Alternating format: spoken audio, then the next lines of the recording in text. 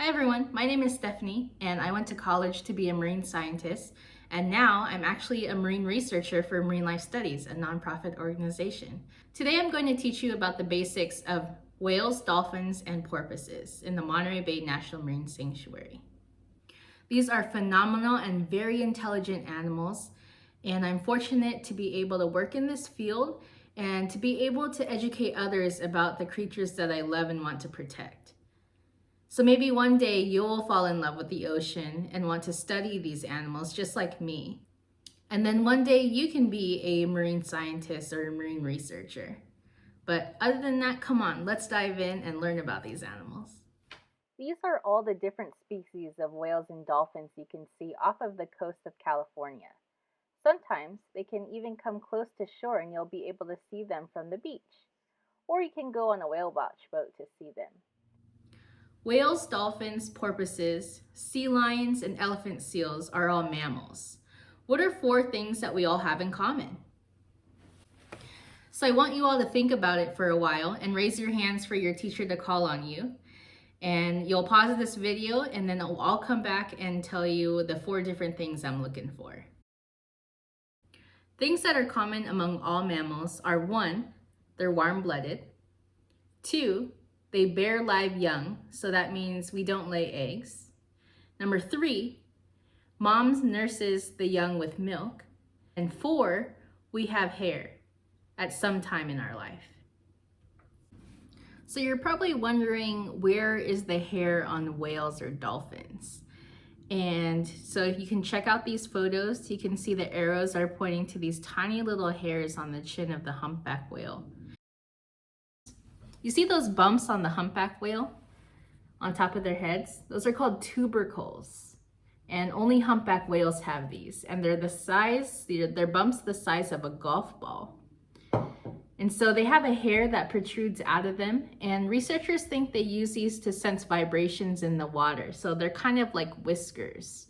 And so you can imagine there will be fish swimming through the water, and there might be a lot of movement or some bubbles that are popping, and that's the vibrations kind of go through the water. So maybe this is how these humpback whales find their food, is by using those tubercles with those hairs, kind of like whiskers.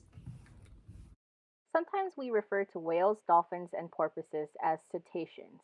It's just a fancy word that means that all of these animals have a blowhole. But these animals are separated into 2 groups, which are the baleen whales and the toothed whales. So we'll compare the 2 so you can tell the difference. So now we're going to talk about the anatomy of a baleen whale, and so you know what body parts I'm referring to throughout the video. So first, this is the tail, or its flukes. Then we come up and there's the dorsal fin, the fin on its back. These are the pectoral fins, or its flippers on the side of their body. Then on top they have 2 blowholes. This is its eye. And underneath there's these ventral grooves. And they extend out kind of like an accordion or a pelican's pouch. And so when this whale gets a big gulp of food and water, it'll extend those ventral grooves and be able to fit a lot more in its mouth. And then lastly, for the baleen whales, they have baleen in their mouth here, and it hangs from their top jaw in plates. So as you can see in this photo, you can see the baleen on the top jaw of this humpback whale's mouth. So baleen is made out of keratin, the same thing your hair and your fingernails are made out of. It actually looks a lot like hair or a giant push broom inside the whale's mouth. And they use this like a filtration system to eat. It hangs in plates in 2 rows on their top jaw of their mouths. Another characteristic of baleen whales is that they have 2 blowholes, kind of like human nostrils on top of their heads.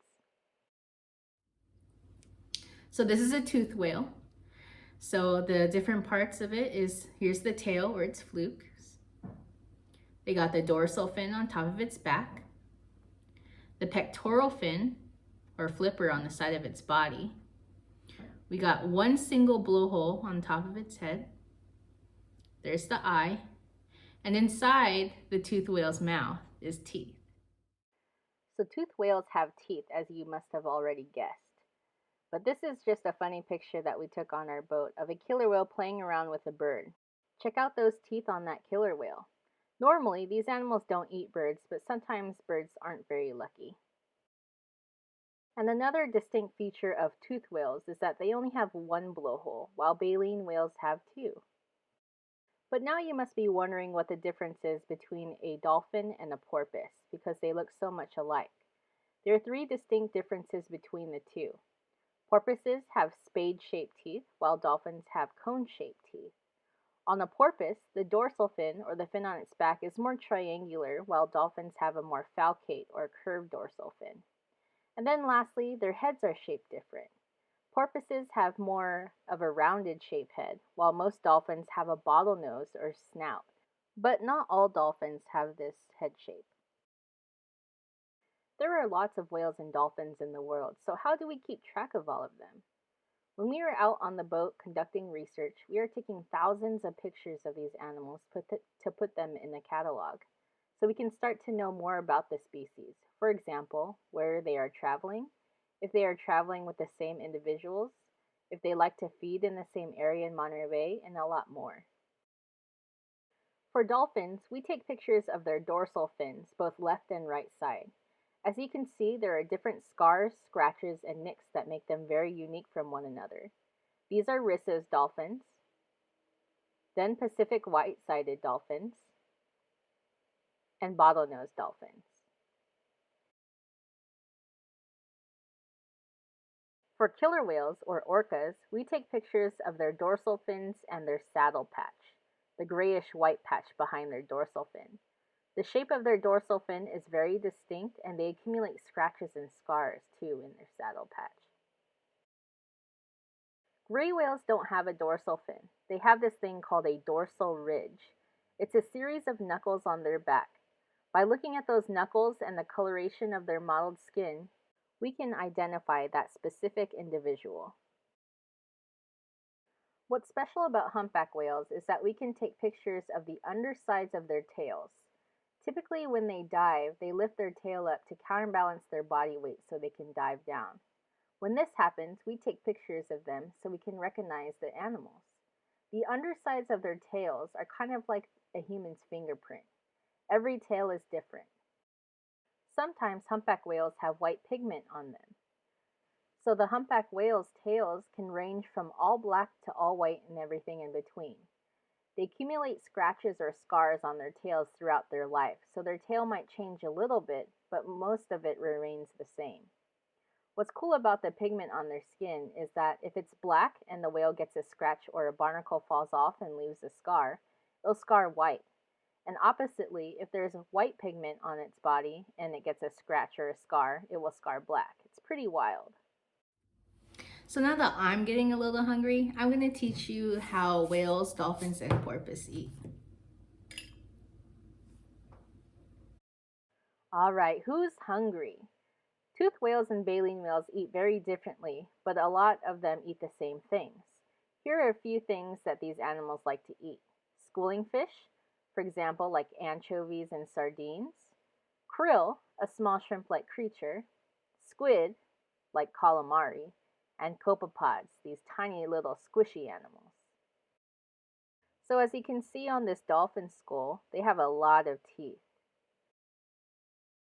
Toothed whales use echolocation. Does anyone know what that is? Echolocation just means that they use sound to locate something. Kind of like when you shout in the hallways or a cave, we can hear an echo. These animals send out a signal. When it hits something, like a fish, the signal will bounce back and come back to the dolphin.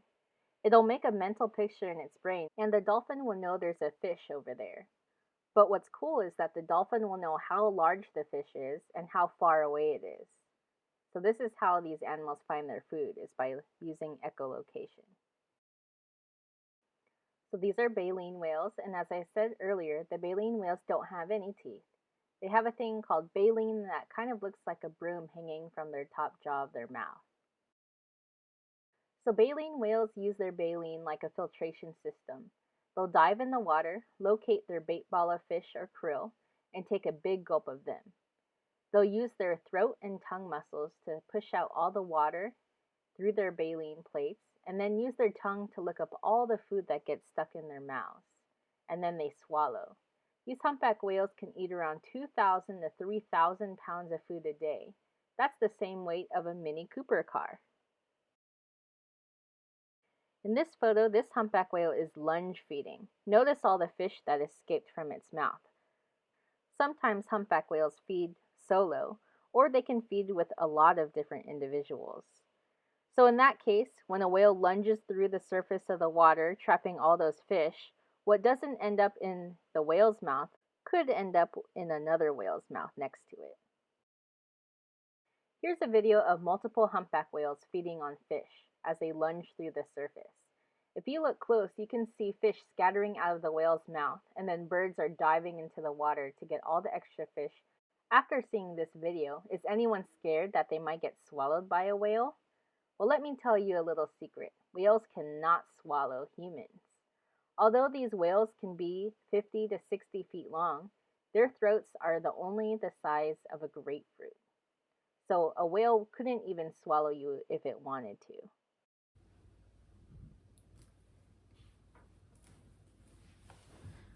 Oh, you guys are back. So we got a treat for you. We have recordings of whales, dolphins, and even killer whales. So I want you guys to listen to it. It's really cool. And then we'll go over what you're trying to hear. So here. Sometimes different whales and dolphins come together and possibly communicate with one another. They use clicks and whistles. The squeaky noises that you're going to hear are the northern right whale dolphins, the ones on the top photos. They don't have a dorsal fin or a fin on its back. That's a special, unique characteristic about them. But the knocking, clicky noises are the Risso's dolphins, the bottom two pictures.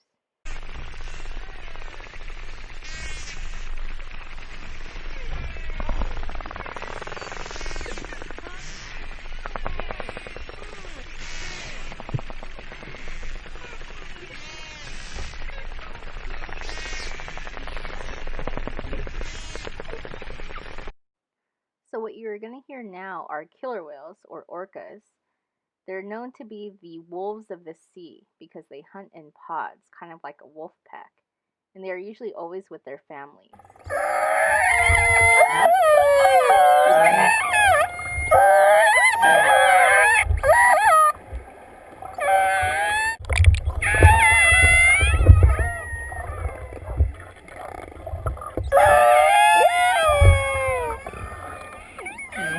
What's cool about killer whales is that when they're hunting, they're completely silent because they don't want their prey to know that they're around.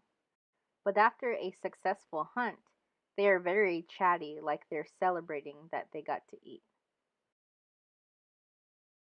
All the humpback whales in the same population sing virtually the same song, but the song is constantly and slowly evolving over time.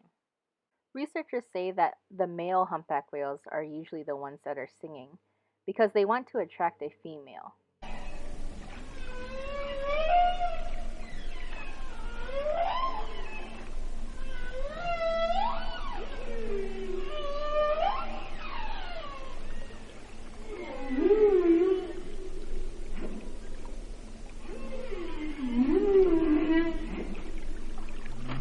So what's different about whales, dolphins, and porpoise and humans is that when we get cold, we have to put a jacket on and maybe some gloves.